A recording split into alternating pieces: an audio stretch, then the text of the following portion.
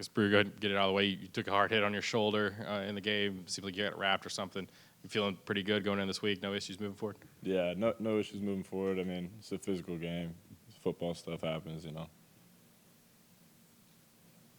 Ryan, here in the front. Just what are your thoughts on the gray jerseys and what was your reaction when you saw them the first time? I really like them. I think it's like kind of a combination of the smoky gray with like a throwback twist to it. So something new, something different. I'm glad we get to bring them out, honor coverage all the way and everything. So. Coach Apple mentioned a couple times that maybe early in the ball game, skill guys maybe weren't in sync. Why do you think maybe it took you a little bit to kind of get clicking offensively? You know, it's your first game, first time going out as an offense competing against someone else. You know, someone in a different jersey, not your teammates. It takes time. You almost have to make those mistakes to be able to correct them.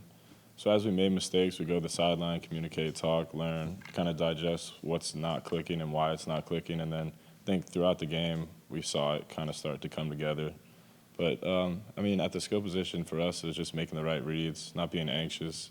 Kind of have to have some poise, especially you come out, you got nerves, first game. But, you know, you kind of settle in and then things start to click later.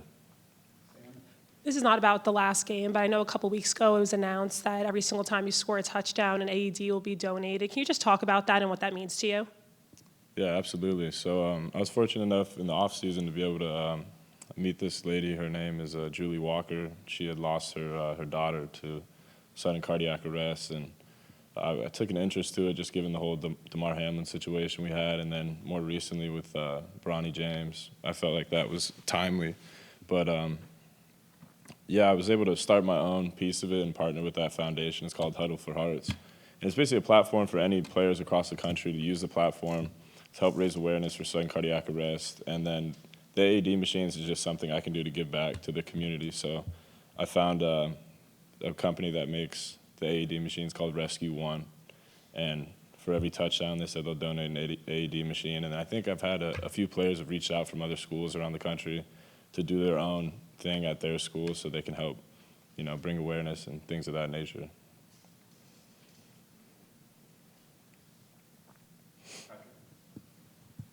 Bru, you seem to be fearless going over the middle as a receiver. Is that something you have to have have a mindset for to kind of know you're going to take a hit and still try to make the play? Yeah, I mean, I've always been told, like, you're going to get hit regardless. You might as well catch the ball. So that's kind of my logic going into it. Like, I'm going to take the hit either way, so I might as well get a reception.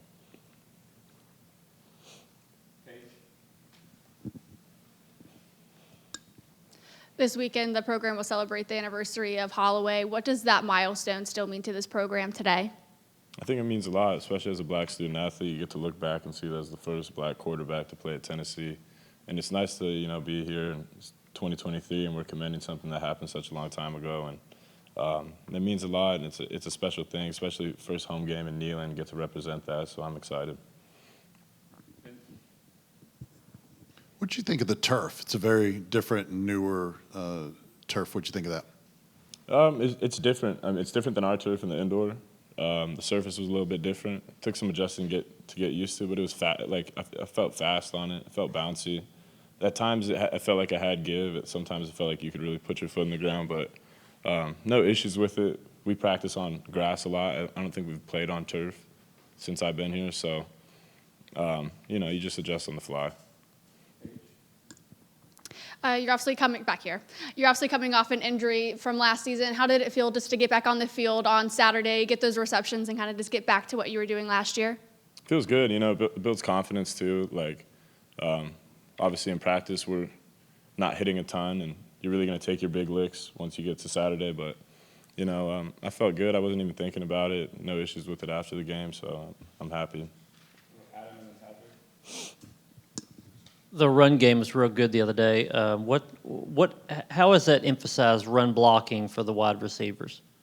We put a huge emphasis on it.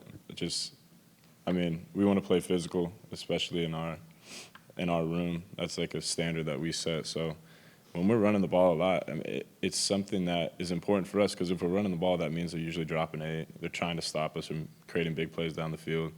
So if we have the ability to block on the perimeter and open up for the backs, that means they have to bring more guys in the box and give us chances to get the ball on the perimeter. Bro, on that play you had in the end zone, did you think you got your foot down and bounce? Yeah, I thought so, but I looked up at the jumbotron after and I was like, I see it. But, I'll get more opportunities like that, and it was nice to, make the catch still. But, we got another one coming Saturday.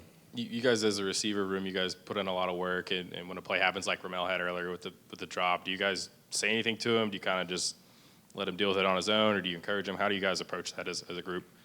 Well, I've watched Ramel probably catch 100 deep balls every single day after practice in his free time.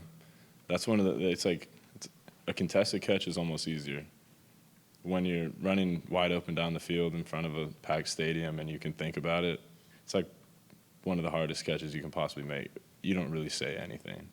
Like he's hard enough on himself, and we know that he'll make that play, 9 times out of 10 times out of 10, in my opinion. Anything else for Bru? All right. Oh, Ryan, go ahead. Sorry. After watching on film, how would you rate just the overall performance that you guys had as a receiver group? Obviously there were some things that were missing. Was it not that bad of a day overall, or were there a lot of things to clean up? I'm pretty critical. I think there's a lot of things to clean up, but from an effort standpoint, how we block, since we're running the ball a lot, I think we did pretty outstanding on that level. And there's a lot of good things to build off of. And also you see mistakes getting made that people are immediately know where they messed up, where they went wrong, and they're correcting it on the fly. So I wouldn't be too hard on at least the skill position guys, but definitely a lot to build on. Thanks. Thanks, Bru. Thank you guys.